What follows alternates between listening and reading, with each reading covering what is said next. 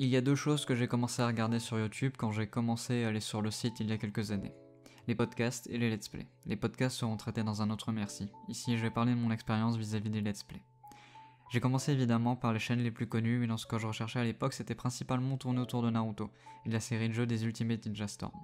Je me suis retrouvé rapidement avec certains vidéastes et j'entendais en cours de plus en plus de références à un certain Bob Lennon. Au début, ça ne m'intéressait pas et je pensais même que les gens ne savaient pas qui était John Lennon, mais rapidement j'étais intrigué et j'ai décidé d'aller jeter un œil à Bob et à Fanta, en commençant par une de leurs séries sur Minecraft, Crusoe. C'était une série qui était en cours de parution à l'époque et j'ai commencé à regarder et tout de suite, j'ai été agrippé par les deux personnages jouant à Minecraft. Je me suis maté la totalité des épisodes sortis avant de m'apercevoir qu'ils avaient une autre chaîne portant sur tous les types de jeux vidéo. Et c'est là que je l'ai entendu, la musique du pyro barbare, Skyrim.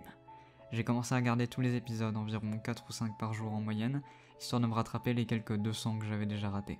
Moi qui ne savais pas quoi faire de mes journées avec des parents hyper protecteurs ne me laissant pas réellement sortir pour me faire des amis, j'avais trouvé une occupation, tout aussi intéressante que le jeu vidéo en lui-même. Et j'ai souri, j'ai ri. Pour la première fois depuis des années, j'ai ri comme je n'avais jamais ri. J'ai eu une enfance assez traumatisante, notamment car étant né un peu trop tôt, j'ai passé énormément de temps chez le docteur. J'ai vite appréhendé le monde froid et dur des adultes sans rêverie, c'est un choc qui fait mal quand on a moins de 10 ans. Et depuis toujours, j'ai été le bon élève, celui qui écoute en classe, répondant aux questions. Pas pour autant le premier, non loin de là, mais l'élève que les profs aimeraient avoir. Je m'étais conformé aux attentes de mes parents, je parlais uniquement quand il le fallait, je ne pleurais quasiment jamais, et je ne faisais pas de bruit, et donc rarement de rire. Et après des années de conformité, d'emprisonnement, ce rire a enfin pu se libérer. Grâce à Bob et à son humour spécial, fou et provocateur.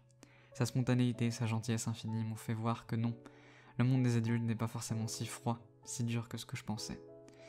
Dans le monde des adultes a des couleurs et possède aussi des gens, étant toujours de grands enfants, qui vont repeindre le mur de leurs voisins, et des gens qu'ils croisent. Fanta, de l'autre côté, le calme m'a permis de voir que même plus âgé, on peut toujours aimer le jeu vidéo, là où mes parents commençaient à me trouver trop vieux pour ce média d'enfant à l'époque. J'ai aujourd'hui 19 ans et je souhaite vous dire merci à tous les deux, pour le bonheur, le plaisir et les fous rires que vous m'avez apportés. Involontairement, vous m'avez permis de retrouver un sourire depuis toujours disparu, et même si ma scolarité n'a pas été simple, je savais qu'en rentrant au moins, il y avait Fanta et Bob.